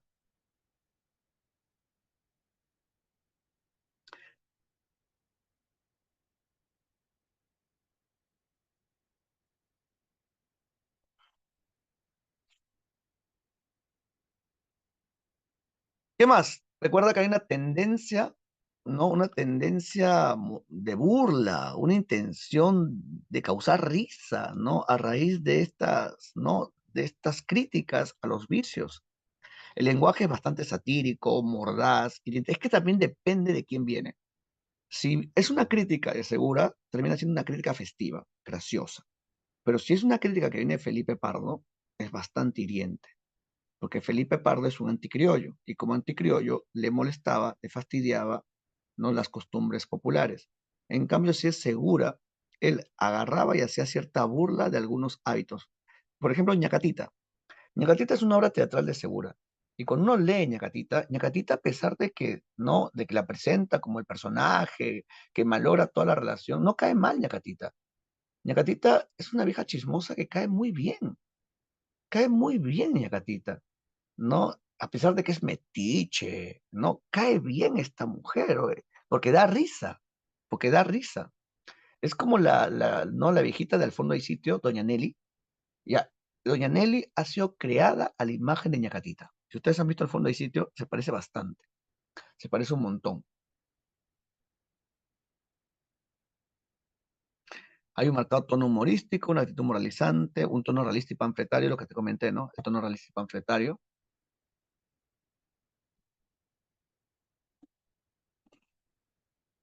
Ya, y si queremos conocer la Lima de esta época, tenemos que conocer los dibujos de este hombre. ¿Quién es el que está acá? Él es el famoso Francisco Fierro Palas. Solamente que la mayoría lo conoce como Pancho Fierro. ¿Quién fue Pancho Fierro? Pancho Fierro es un limeño que tenía, ¿no? Tenía la capacidad de retratar a los personajes que rondaban en esta época. ¿Y cómo los retrataba? Con acuarelas. Él se va a convertir en un gran acuarelista. Sus acuarelas no eran grandes pinturas, ¿ah? Lo interesante es que era como la fotografía de la época. O sea, los colores, ¿no? Los personajes que abundaban en Lima, lo retrata él en sus acuarelas. Y también lo genial de Francisco Fierro Palas, de Pancho Fierro, es que él tenía la posibilidad ¿no? y la facilidad de poder estar con las clases más bajas, ¿no? Con el pueblo, disfrutando ¿no? sus hábitos, ¿no? Los carnavales, ¿no? Y él agarraba y dibujaba eso. Y después podía transitar tranquilamente en los altos estratos. Podía irse ¿no? a la clase limeña aristocrática y podía hacer un dibujo de un baile europeo que se practicaba en los salones aristocráticos como el minué. Así que Francisco Fierro Palas, Pancho Fierro, tenía esa capacidad, ¿no? De transitar por diferentes estratos sociales. Y todo esto lo presentaba con acuarelas, las acuarelas de Francisco Fierro. Lee esa parte conmigo, la parte bajito. Plasmó en innumerables acuarelas diversas escenas de la vida limeña, retratando a tipo de todos los estratos sociales y de todos los oficios, constituyendo un invalorable testimonio de las costumbres cotidianas de la capital peruana durante el segundo tercio del siglo XIX. Así que conocer las acuarelas de Pancho Fierro es conocer la Lima del siglo XIX. ¿Cuáles son las acuarelas las que están acá? Mira esos colores, mira lo llamativo. ¿Ahora entiendes por qué se le va a llamar también al criollismo colorismo?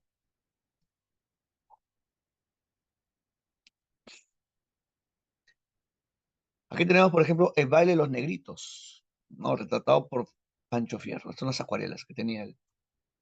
Los carnavales. Mira los carnavales de Lima. No, ahí está pequeño Antar jugando. Ahí está Genes.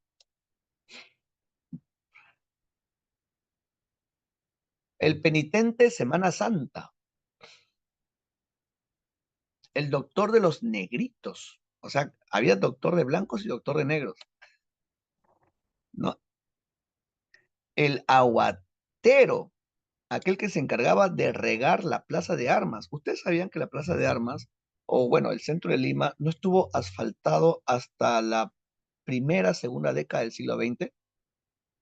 Sí, todo era un camino pedregoso.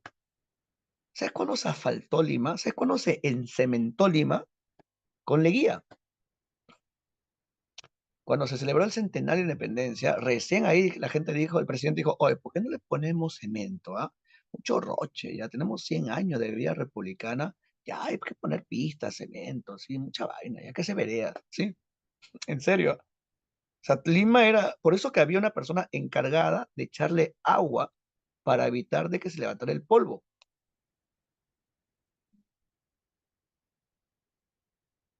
Qué raro, mi barrio chico. Bueno, estoy hablando del centro, no de los conos, Julio. Sí, el mío también. Por eso, por eso cuando llueve todo se forma barro, pues. No me gusta a mí el invierno. ¿No? Mi catre, mi cartón, todo se estropea. El paseo a Mancaes. ¿Ustedes sabían que Lima acababa más o menos por el Rímac? Que ahí estaba, ¿no? ¿Ustedes conocen a Mancaes? A Mancaes. A Mancaes es un distrito dentro del Rímac, ¿ya? Bueno, es un distrito, se podría decir. Es una zona dentro del Rímac, ¿ya? A Mancaes.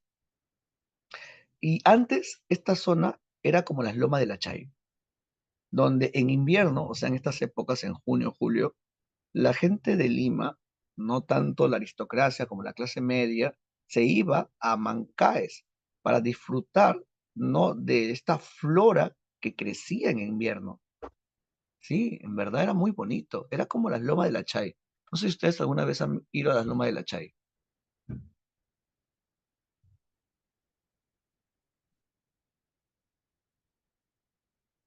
No, nunca han ido a las lomas de la Chay. La loma de la Chay en invierno es muy bonita. Es muy, muy bonito. O sea, en estas épocas, irte hacia las lomas de la Chay, vas a encontrar una, una flora y una fauna muy, muy simpática, que tu profe, seguro tu profe de geografía te lo ha explicado.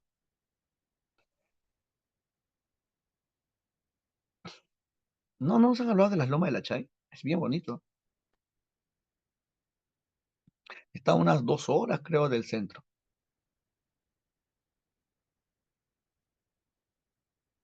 Y el Minué, mira la tercera imagen. Ah, la tapada limeña, no, las tapadas limeñas que vienen desde la colonia. No, las tapadas limeñas van a estar no van a estar más o menos hasta las terceras décadas del siglo XX, del siglo XIX, perdón. Las tapadas limeñas. Y el minué. El minué es un baile que se parece mucho al vals. Es un tipo de vals que lo practicaba, que venía de Europa y que lo practicaba la aristocracia limeña. Ya, el minué. Bueno, dejemos de lado Francisco Fierro Palas y vamos con las vertientes costumbristas. Tenemos el criollismo, que como te dije, no, esto representa al pueblo, el color del pueblo, y va a representar a las, ¿no? A la burguesía, a las ansias del pueblo, ¿no? Que propinaba un cambio y van a tener un pensamiento liberal. Los anticriollos es conocido también como pasadismo, ¿no? Ellos son la vieja aristocracia que van a tener un pensamiento muy conservador y que van a buscar más que todo no criticar las costumbres populares y regresar, ¿no? A una época donde ellos tenían, ¿no? Mayor presencia. ¿Y quiénes son los máximos representantes? Aquí tenemos, en el caso de los criollismos, tenemos a Manuel Acción Segura, y en el caso del anticriollismo tenemos a Felipe Pardo y Aleaga. La obra más importante Segura, ¿cuál es? Ñacatita, vieja chismosa, entrometida y alcahueta. Y de Felipe Pardo y Aleaga es Frutos de la Educación.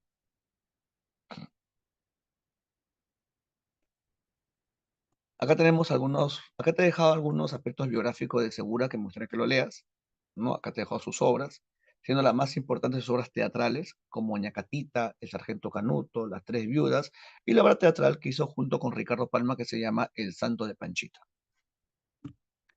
Este es Felipe Pardo y Aliaga, el satírico limeño que tuvo una educación privilegiada, él estudió en el extranjero, él tuvo una formación neoclásica, siendo su obra más importante fruto de la educación y también la famosa historia de un viaje.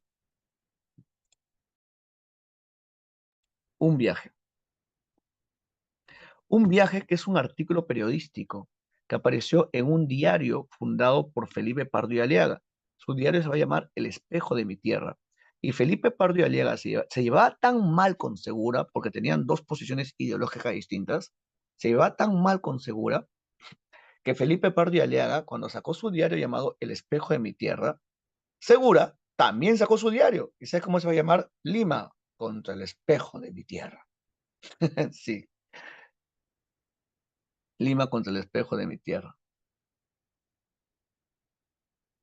Claro, indirectas bien directas.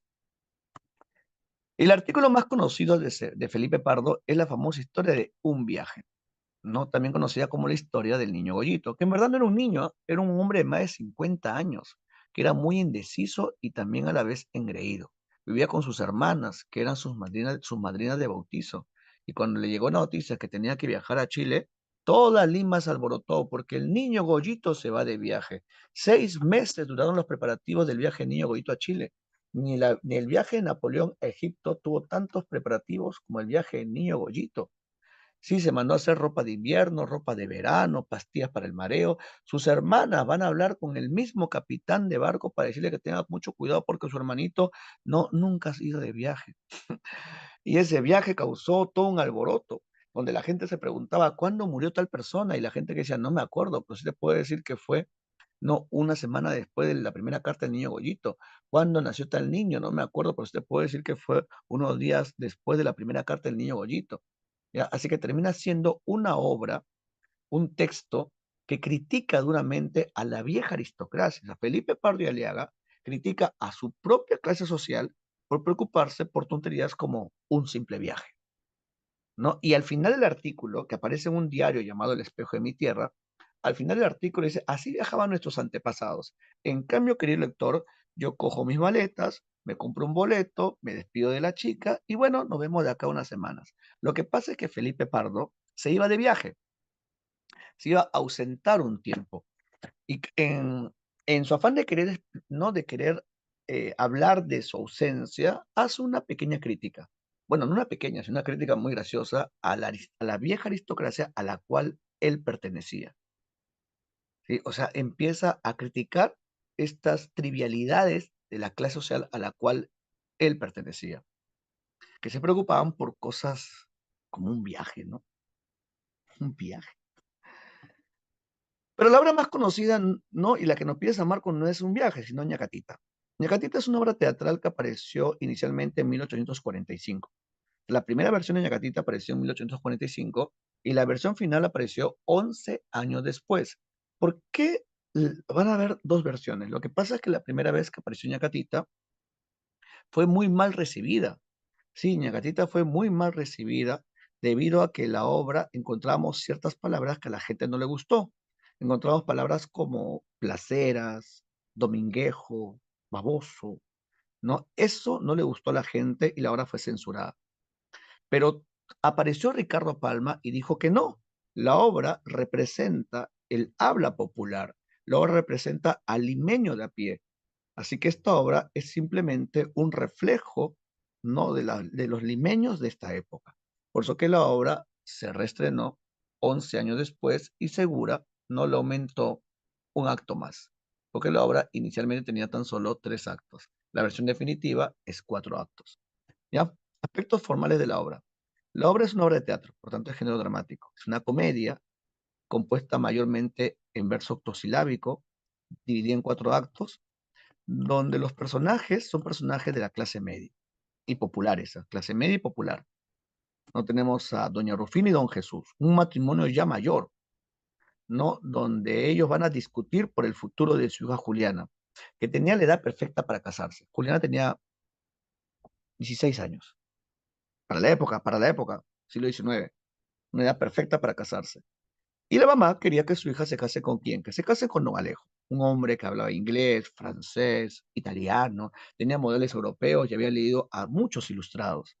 Y la mamá estaba encandilada con este hombre y quería lo mejor para su hija. No, Don Alejo era un gran partido, que no podía dejarlo ir así nomás. ¿No? Y Don Alejo también quería con su hija Juliana. Por eso que doña Rufina estaba esperanzada de que su hija se case con ese hombre. Y si ella no quería, no importa, igual lo iba a imponer. En cambio, don Jesús no lo soportaba. Consideraba de que era un fanfarrón, un dominguejo, que era un hazmerreír de toda Lima. No porque don Jesús no quería que su hija se case con quién, con el joven Manuel, a quien conocía desde muy niño, porque su amigo, antes de morir, le pidió que cuidara a su hijo y le tenía tanto cariño que le decía Manongo, Manongo, el joven Manuel. Pero había un problema, Manuel era pobre.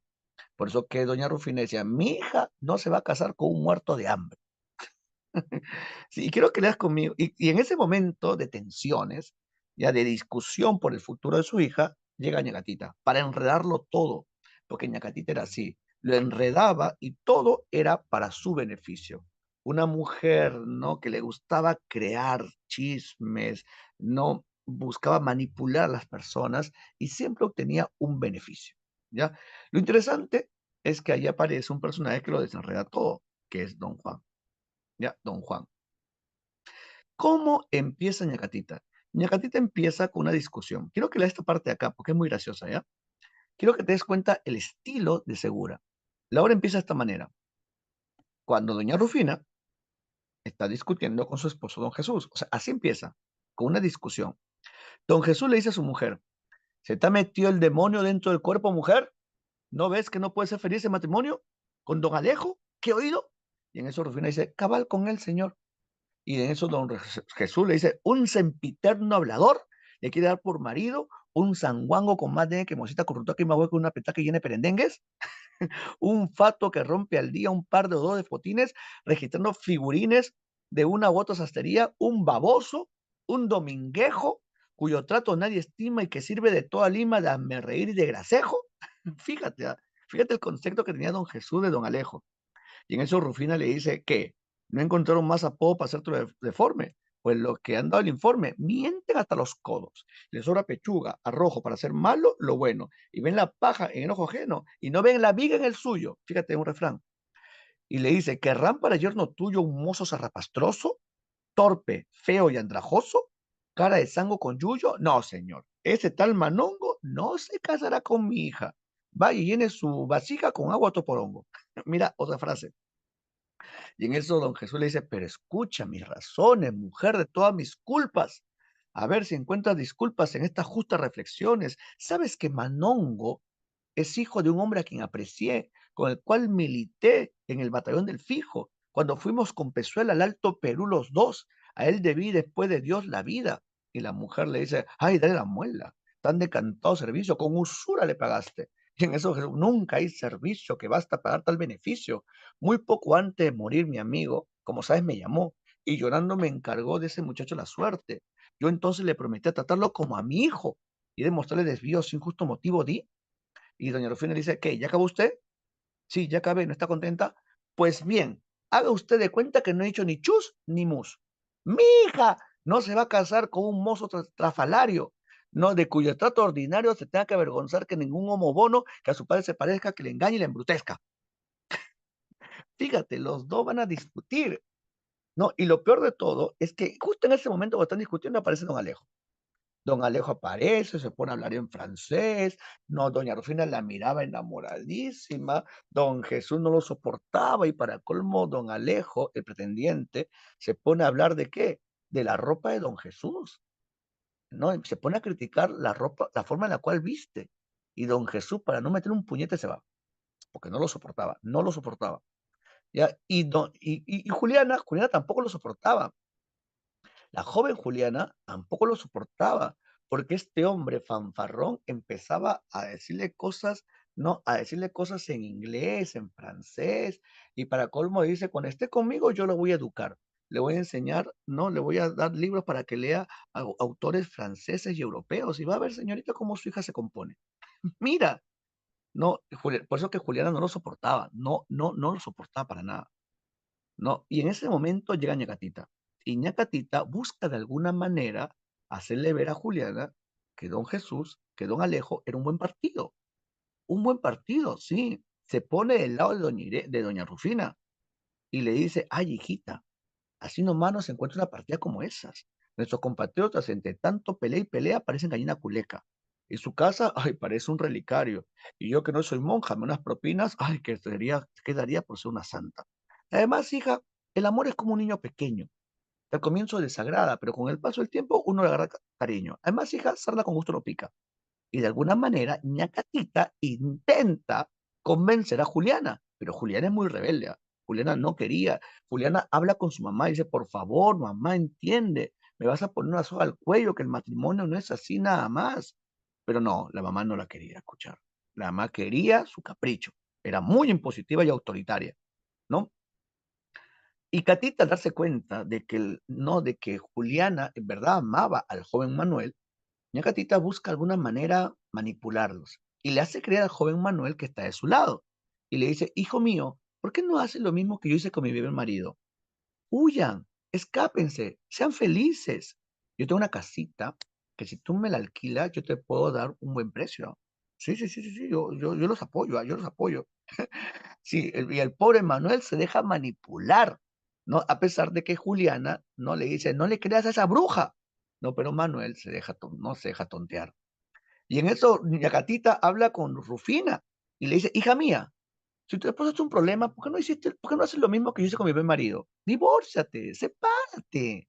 No, vive sola. Yo tengo una casita que si tú me la alquilas, te puedo dar un buen precio. Sí, fíjate que Doña Catita busca siempre su beneficio, ¿ya? Y justo cuando estaba a punto de escaparse, porque Manuel le cree, el joven Manuel le cree, cuando estaba a punto de escaparse, Yacatita le tira dedo. Y le tira, no, y lo acusa contra don Jesús. Y cuando don Jesús lo ve, dice, ¿qué es esto? ¿Pero qué veo? ¿Qué es entono? ¿No? ¿Pero qué escándalo? ¿Cómo es posible que joven Manuel usted me trate de esa manera? Yo que lo apoyaba, yo que estaba en su defensa. Pero qué vergüenza, qué ingrato que es usted. Y en ese momento, adivina quién llega. Llega doña Rufina y piensa que su esposo tiene que ver con ese intento de huida. Y doña Rufina está tan amarga que está a punto de divorciarse, de separarse de su marido. Y en ese momento de tensiones, ¿no? En ese momento de conflicto, adivina qué pasa. ¿No? Llega un amigo de la familia, llega don Juan. Don Juan llega y le dice, don Jesús, amigo mío, le traigo una carta de nuestro gran amigo, pero ¿qué veo? Don Alejo, ¿también está usted acá? Uy, pero qué suerte la mía. Le traigo una carta de su esposa que está en el Cusco. Y todos dicen, ¿qué?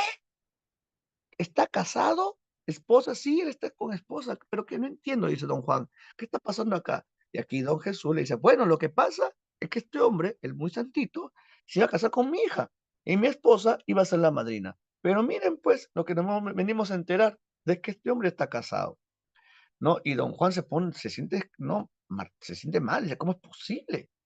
No, don Alejo, ¿qué está pasando acá? Y don Alejo dice, bueno, yo me voy. Y don Alejo se termina yendo, se termina yendo porque sabe que lo van a agarrar a patadas y se va.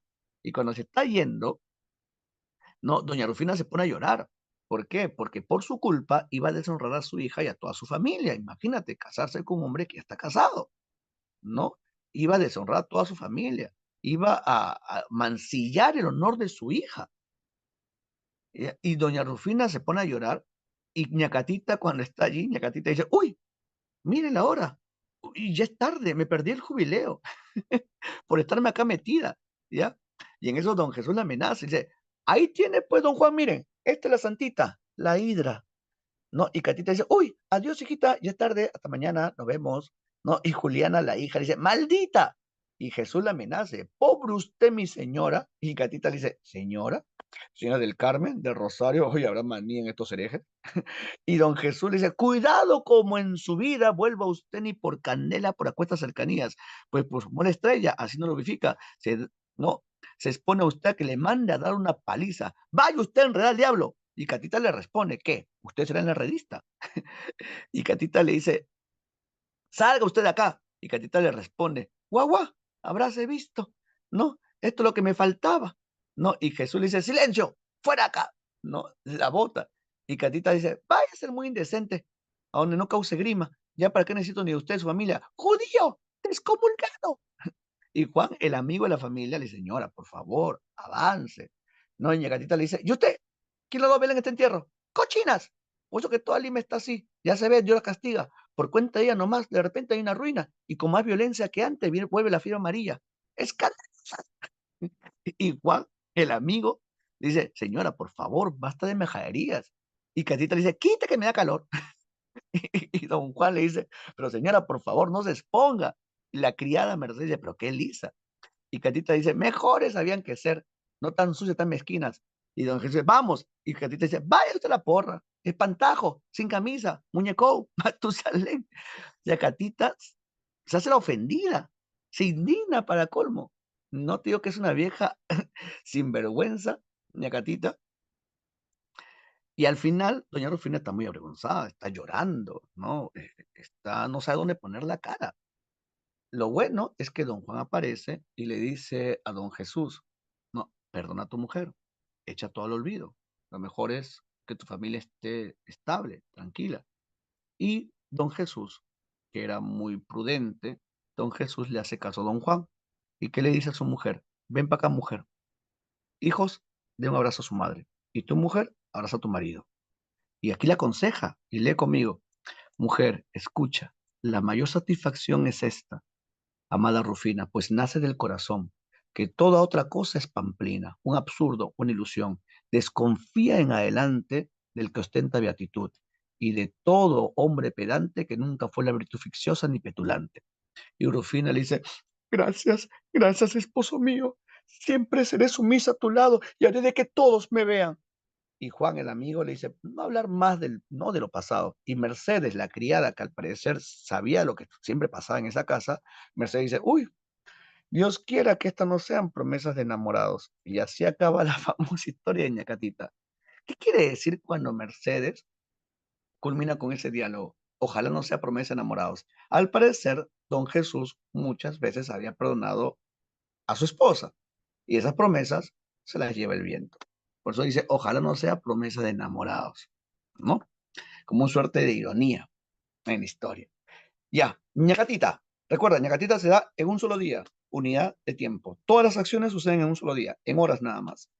Ya, toda la historia sucede en un solo lugar. La casa de la familia de clase media de doña Rufina y don Jesús, que tenían no anhelos en ella, más que todo en doña Rufina, un anhelo de anhelar, un anhelo de querer escalar posiciones, casándose con don Alejo, supuestamente. ¿Ya? Y unidad de tiempo, unidad de espacio y unidad de acción. ¿Qué acción? El matrimonio de Juliana. Toda la obra está impulsada por el matrimonio de Juliana. ¿Sí? ¿Qué más? ¿Qué más? ¿Qué más? ¿Qué más? ¿Qué más? Ah, y Don Juan. Recuerda que Don Juan, el personaje final de la historia, que aparece inesperadamente, se le conoce como el Deus ex machina o final inesperado. Sin Don Juan, el desenlace no se hubiera dado. ¿Ya? Es la famosa historia de Ñacatita. Y también, ¿no? Si ustedes se han dado cuenta, ¿no? Hay muchas frases, muchos dichos, giros criollos. ¿Ya? Esto es lo interesante, Ñacatita, el lenguaje popular y festivo que utiliza. ¿Ya? Bueno, corazón, aquí nos quedamos. Eso ha sido todo por el día de hoy. Espero que les haya gustado la clase. Nos estamos viendo la próxima semana. Nos vemos, chicos. Chocito. Y despedida épica.